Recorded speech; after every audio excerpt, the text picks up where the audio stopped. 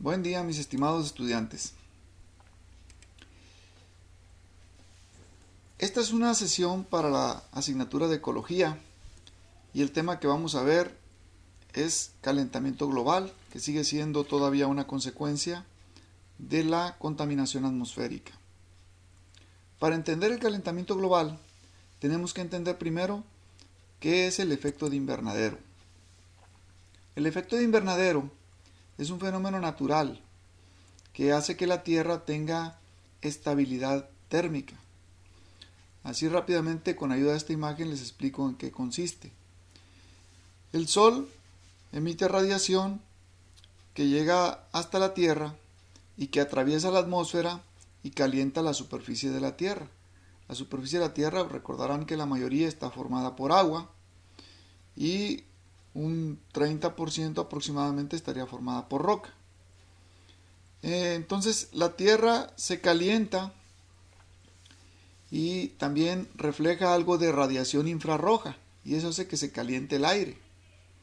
Entonces hay una gran cantidad de calor en el aire. Este calor fluye de donde hay más a donde hay menos.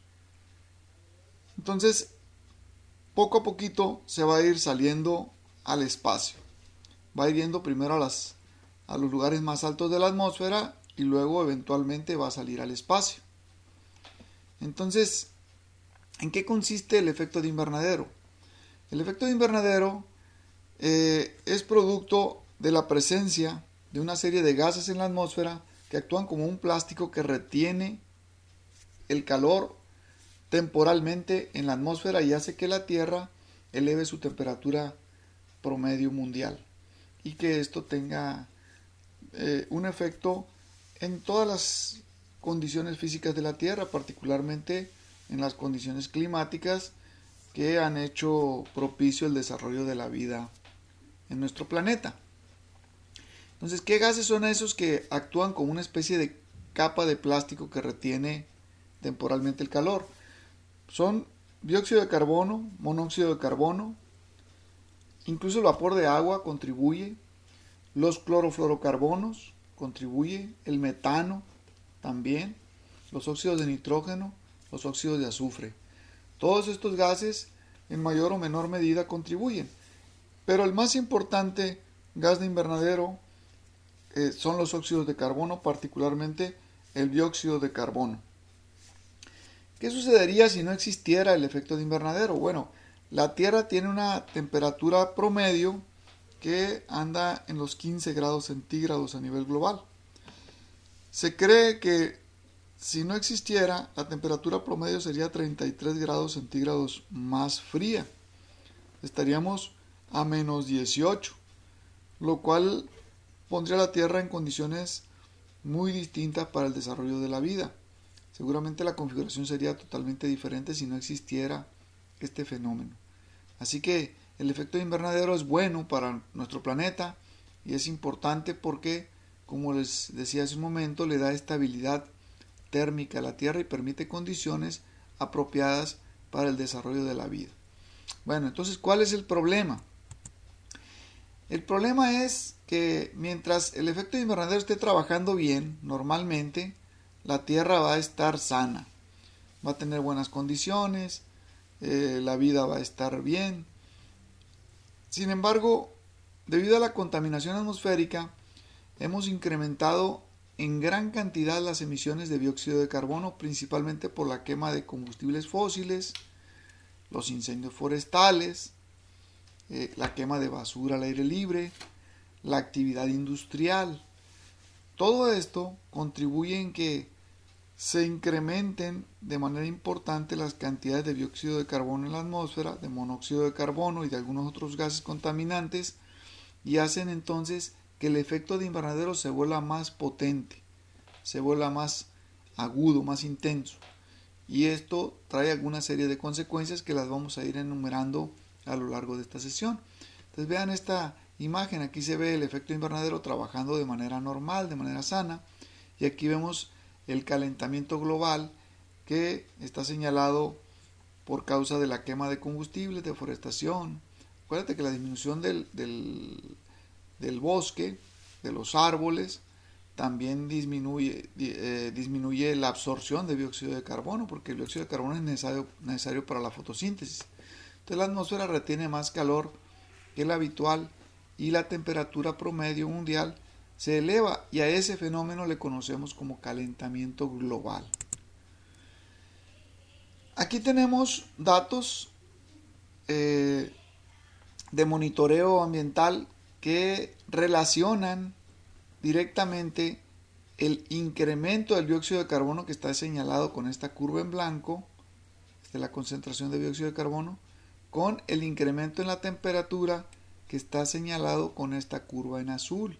Si se fijan, van prácticamente de manera sincronizada, variando a lo largo del tiempo, en monitoreos que hay desde principios del siglo XX hasta prácticamente nuestros días. Entonces hemos observado una tendencia a que la temperatura del planeta se vaya elevando. No es que nunca haya oscilado la temperatura del planeta, se han registrado oscilaciones naturales del planeta que se deben a cuestiones volcánicas, astronómicas, a otro tipo de condiciones, pero esta es provocada por el efecto antropogénico, es decir, por los seres humanos. ¿Quiénes son los mayores emisores de dióxido de carbono? Este dato ya se los había dado. El mayor emisor del mundo pues es China, y en segundo lugar Estados Unidos. China es obvio por la cantidad de personas que viven en ella y por el desarrollo industrial, económico que ha tenido en los últimos años. Y Estados Unidos porque ya sabemos que es el país que más consume en el mundo. Entonces, entre China, Estados Unidos, la India se llevan los primeros 3 lugares. Por ahí anda Rusia, Japón, Alemania, aunque algunos de estos están haciendo una transición hacia las energías renovables que no son contaminantes. El ejemplo más concreto de esto es Alemania, que es un líder mundial en lo que es la energía eólica, la implementación del uso de la energía eólica. ¿Cuáles son los impactos del calentamiento global? Bueno, hay muchos impactos. Aquí están clasificados, miren, como impactos hídricos, impactos biológicos y sobre el ambiente, impactos sobre la salud humana, impactos sociales. Y aquí los podemos ir mencionando. En el caso de los hídricos, hay una disminución de la superficie de hielo en los polos. Y como consecuencia de esa disminución, hay un incremento en el nivel del mar. Entonces, esta situación puede tener consecuencias catastróficas, sobre todo para las ciudades costeras, porque puede provocar desplazamientos de personas simplemente porque el mar los está invadiendo. En efectos biológicos tenemos pues una variación climática, y la variación climática trae algunos efectos en los seres vivos, por ejemplo, más reproducción de algunas especies, disminución del tiempo de hibernación de otras. Hay el caso particular de un escarabajo que vive en la corteza de los árboles en Norteamérica, que por causa del incremento de la temperatura ha provocado que su lapso de hibernación se reduzca y consuma más árboles, y al parecer esto está acabando con los bosques. Incluso hay datos de que la destrucción provocada por este insecto ha sido comparable a la destrucción que se da debido a los incendios forestales. Las corrientes marinas también varían y eso afecta a los seres vivos, y en general hay un impacto negativo sobre la biodiversidad, la desaparición de especies tanto vegetales, animales como de otros reinos. En impacto sobre la salud, bueno, el mayor calor hace que sea más propicio el ambiente para que haya brotes epidémicos, por ejemplo, transmitidos por mosquitos, como lo estamos observando con el dengue o el paludismo, o algunas enfermedades que ni siquiera habíamos oído mencionar que se transmiten por los mosquitos, como el Zika o el chikungunya. Entonces, estos aumentos en la temperatura hacen más propicio también la presencia de mayores infecciones gastrointestinales. En fin, hay una serie de efectos para la salud humana. Y en los impactos sociales, pues se puede traducir en mayor hambre, más pobreza y en algunas migraciones porque las personas no tienen condiciones apropiadas para tener una vida que cumpla con estándares mínimos de calidad. Aquí vemos en esta diapositiva resumidos los efectos del calentamiento global, efectos en la salud. La agricultura también se va a ver afectada porque las condiciones cambian y eso afecta la producción agrícola. Los bosques, ya dijimos por qué se pueden ver afectados, porque cambian los patrones de lluvia y hay proliferación de algunas plagas. El cambio climático puede traer como consecuencia también que el abasto de agua se vea comprometido en algunos lugares, las zonas costeras por incremento del nivel del mar y las especies.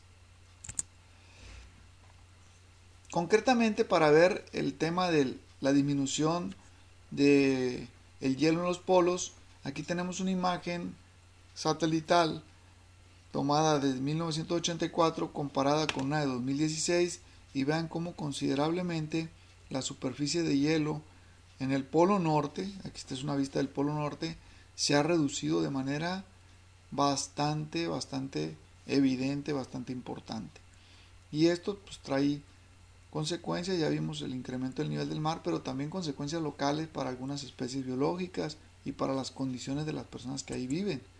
Por ejemplo, aquí vemos una imagen de un oso polar descansando sobre la roca, sobre la arena, lo cual es una imagen muy rara. Debería estar sobre el hielo. Este es un animal que está especializado para vivir en el hielo. Se alimenta, descansa, se reproduce, juega, se desplaza en el hielo correctamente. No lo hace correctamente en estas condiciones. Se ve bastante dramática la imagen, habla por sí sola. En el polo sur también ha habido una disminución de la superficie de hielo. Esta es una imagen satelital de la Antártica y vean cómo en imágenes más recientes tomadas por la NASA se ve la disminución de la superficie de hielo. Y obviamente esto se ve reflejado en las especies locales. Los pingüinos que son del polo sur pues se ven afectados porque deberían de estar en el hielo. También son animales que se desplazan y que viven y que anidan en el hielo y que pues, el hielo se ha reducido y aquí los vemos sobre la roca libre de hielo. Tenemos el caso en Tuvalu, que es una isla que se encuentra por allá entre Hawái y Australia, en el Pacífico, y que tiene una población que anda alcanzando cuando mucho las 15,000 personas, y entonces que sería la segunda población en tamaño solamente por debajo del Vaticano. Se ha comprometido la vida en ese lugar por el incremento del nivel del mar, ya que la isla tiene un nivel muy bajo respecto al nivel del mar. Entonces en ellos se está viendo reflejado como en un primer momento este incremento en el nivel del mar. ¿Cuál va a ser la consecuencia? Se van a tener que desplazar. ¿Quién va a recibir estas 15,000 personas para darles espacio, empleo, educación? Es un problema social, es un problema político. Entonces esas son algunas consecuencias del calentamiento global. Aquí vemos el caso de la costa de Ámsterdam, la costa de Brest en Francia y una costa en una ciudad polaca que me voy a abstener de pronunciar el nombre porque está bastante complicado. Y aquí los vemos en colores, como el morado corresponde a Ámsterdam, el naranja a Francia y el azul a Polonia. Y vemos este gráfico cómo ha variado el nivel del mar y poco a poco se observa un incremento en el nivel del mar en estas ciudades. Entonces ya hay datos muy concretos sobre el reflejo de este incremento. ¿Qué pasaría, según la Secretaría de Medio Ambiente de nuestro país, si el nivel del mar aumentara 1 metro? Pues todas las zonas que se ven aquí pintadas en rojo en el lado del Golfo y de la península de Yucatán pues se verían comprometidas. Obviamente en el Pacífico aquí también hay unas zonas marcadas en el estado de Chiapas y acá en Sinaloa o en nuestro estado también se verían comprometidas, así como en las distintas partes en la costa del Pacífico mexicano. Otro efecto del calentamiento global que tiene una gran importancia desde el punto de vista ambiental es que el dióxido de carbono se difunde también al mar, igual que lo hace el oxígeno. Se difunden de donde hay más a donde hay menos. Si hay más en el agua, pues el dióxido de carbono y el oxígeno salen al agua, al aire, y si hay más en el aire, entran al agua, se disuelven en el agua. Y la presencia de dióxido de carbono afecta el pH del agua de mar, y esto afecta a los corales. Acuérdate que los corales son la base del ambiente más rico en el mundo dentro del mar, que es el arrecife coralino. Entonces aquí vemos el efecto, se va blanqueando el coral por causa de un cambio en la acidez. Dice aquí que en 1998 el 16% de los arrecifes de coral del mundo se decoloró. Y estamos hablando de datos muy viejitos. En datos más recientes seguramente los resultados serían todavía más dramáticos. Aquí vemos otro ejemplo de este coral y cómo se ven las zonas blanqueadas. Estas zonas blanqueadas son zonas donde el coral está muriendo. Hay también una variación en cuanto a la presencia de fenómenos atmosféricos meteorológicos como los huracanes, y estando nosotros en una zona de permanente presencia de este tipo de eventos, nos importa mucho saber sobre ello. Fíjense cómo en los últimos años, a causa del calentamiento global, se han incrementado no solamente en número, sino también en fuerza, en potencia. Aquí vemos que la gráfica se refiere a números de huracanes en categoría 4 y 5. Entonces, el incremento obviamente se refleja en desastre, pérdida de vidas, en efectos económicos, en una serie de consecuencias adversas. Las inundaciones por causa de los cambios climáticos también son frecuentes. Aquí vemos cómo hubo una inundación donde el agua llegó hasta acá, hasta las viviendas. También hay que decirlo que la disminución de la cubierta forestal provoca inundaciones porque los bosques actúan como esponjas que durante el ciclo del agua retienen humedad tanto en el suelo como en su propio cuerpo y favorecen a través de la transpiración la evaporización del agua. Entonces, si tú retiras los bosques, toda esa agua retenida por los bosques se va a ir de paso y va a ir a dar a los ríos, arroyos, y obviamente va a provocar desbordes.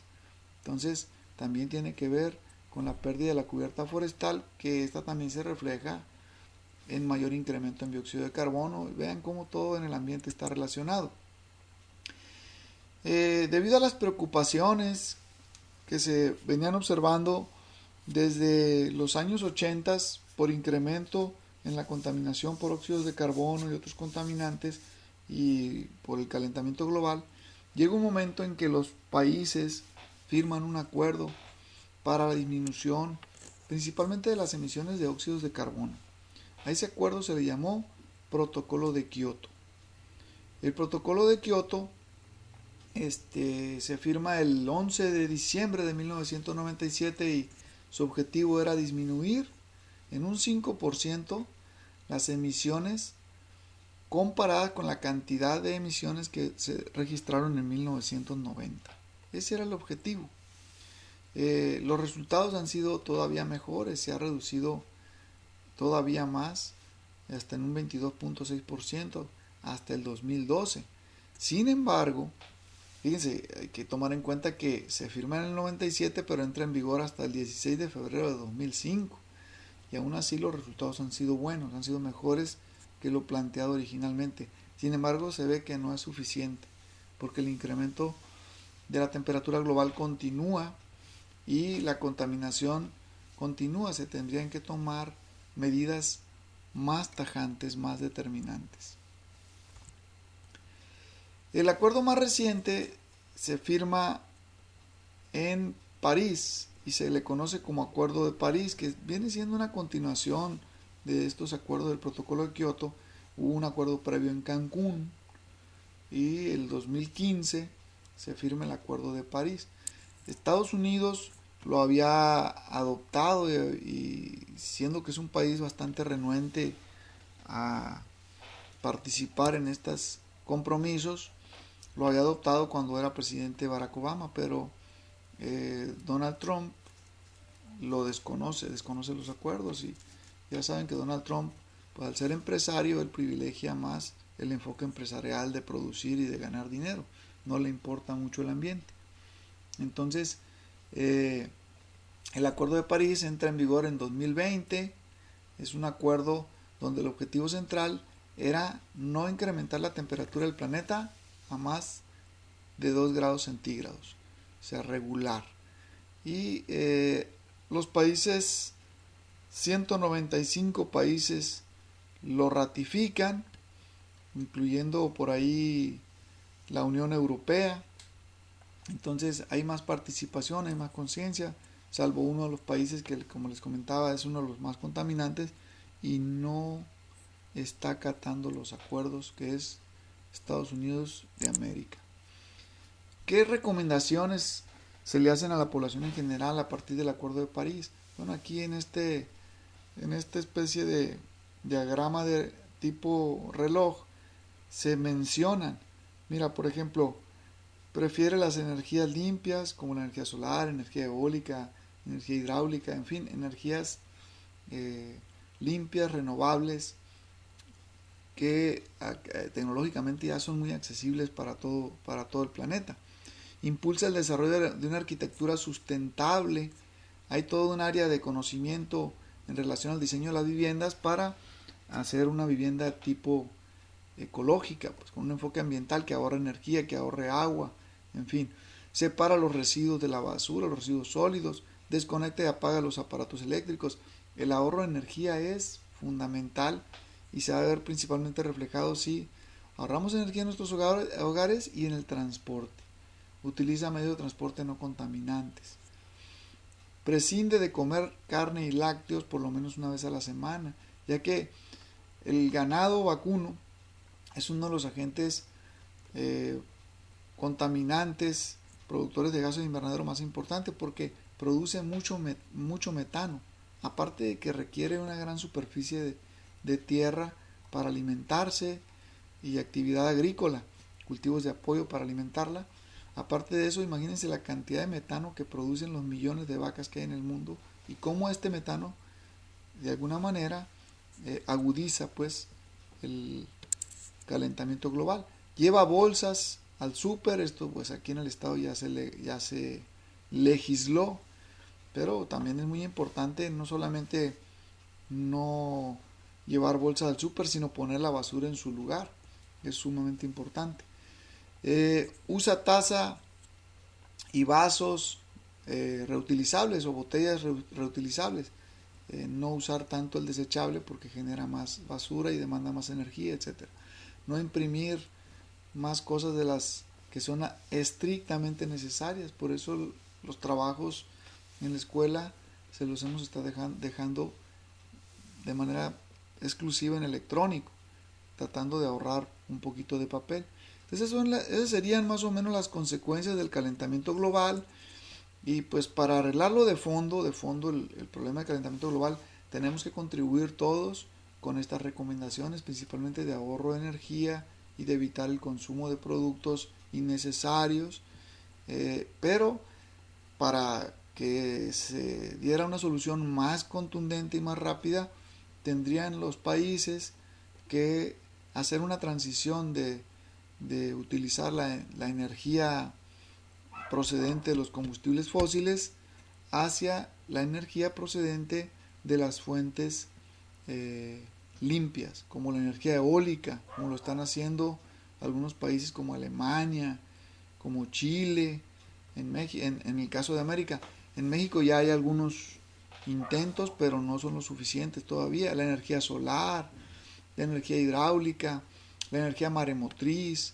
Hay muchos estilos de energía que se están generando con el avance tecnológico, que son limpias y que pudiéramos hacer ese cambio.